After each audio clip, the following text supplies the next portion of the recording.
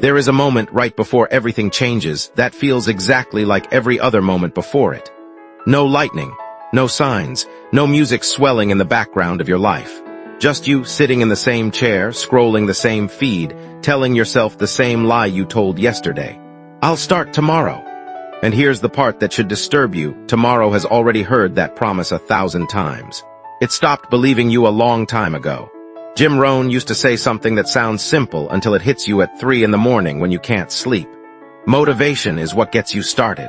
Habit is what keeps you going.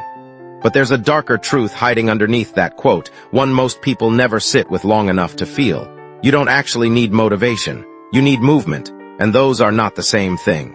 Let me tell you about a man. We'll call him David because his story is so common it could be anyone's, maybe even yours.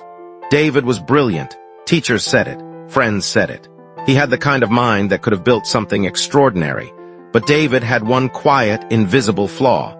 He was always waiting to feel ready. He waited to feel ready to start the business.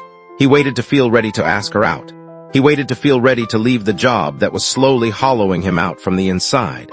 Every single day, David was preparing for a life he never actually entered. And here's what most people miss about stories like David's. It's not that he failed. He didn't fail. Failure would have at least required movement. David did something quieter and far more dangerous. He waited.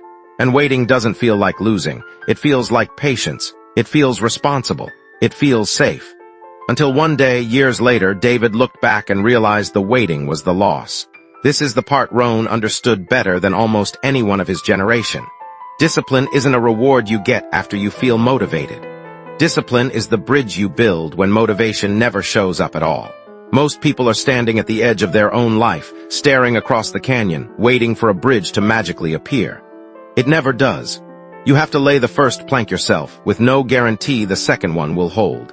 But here's where everything changes, and I need you to really hear this because it's the hinge the entire philosophy turns on. You don't need to feel ready. You need to move first. Say that again in your head. Move first. Not motivated first, not confident first, not certain first. First comes the movement, small, almost embarrassingly small, and only after that does the feeling arrive to meet it. Think about a fire. You don't wait for warmth before you light the match. The warmth doesn't come first. The spark comes first. The flame is a consequence, not a precondition. Most people have this backwards in every single area of their life. They're standing in the cold, arms crossed, waiting to feel warm before they're willing to strike the match. And this is where the discomfort sets in, the kind I want you to sit with instead of scrolling past. How much of your life right now is spent waiting for a feeling that was always supposed to come second? You're waiting to feel inspired before you write. You're waiting to feel confident before you speak. You're waiting to feel disciplined before you train. You're waiting to feel like a different person before you start acting like one. But the feeling was never going to come first. It was never built that way. The body and the brain don't reward intention. They reward motion. The moment you move even one small, almost insignificant action, something shifts internally. Psychologists call it self-perception theory. We don't just act based on how we feel, we start to feel based on how we act. You become someone who exercises by exercising once, badly, awkwardly, without motivation. Not by waiting to become that person first. Jim Rohn put it in plain, almost brutal terms. We must all suffer one of two pains, the pain of discipline or the pain of regret. Discipline weighs ounces, regret weighs tons. Sit with that weight for a second. Ounces versus tons. The 5M alarm you didn't want to hear weighs ounces. The decade you spent not building the body, the business, the relationship you wanted, that weighs tons. And the cruelest part of regret is that it doesn't arrive on time. It doesn't show up the day you skip the gym or avoid the hard conversation. It waits. It compounds quietly in a back room of your mind, and then one ordinary Tuesday, 10 years later, it walks out and hands you the full bill with interest. This is the hidden layer almost nobody talks about. Regret is not about the big failures. It's rarely about the business that collapsed or the relationship that ended badly. Those have closure. Real regret, the kind that keeps men and women awake staring at ceilings, comes from the things they never even attempted. The book never written, the apology never given, the dream quietly buried under 20 years of someday. Someday is not a day of the week. Rohn knew that. He used to challenge rooms full of people by asking them to imagine standing at the end of their life, looking back, and asking themselves one question. Did I become who I was capable of becoming, or did I become who was convenient? Convenient is comfortable. Convenient doesn't require movement. Convenient lets you stay in the chair.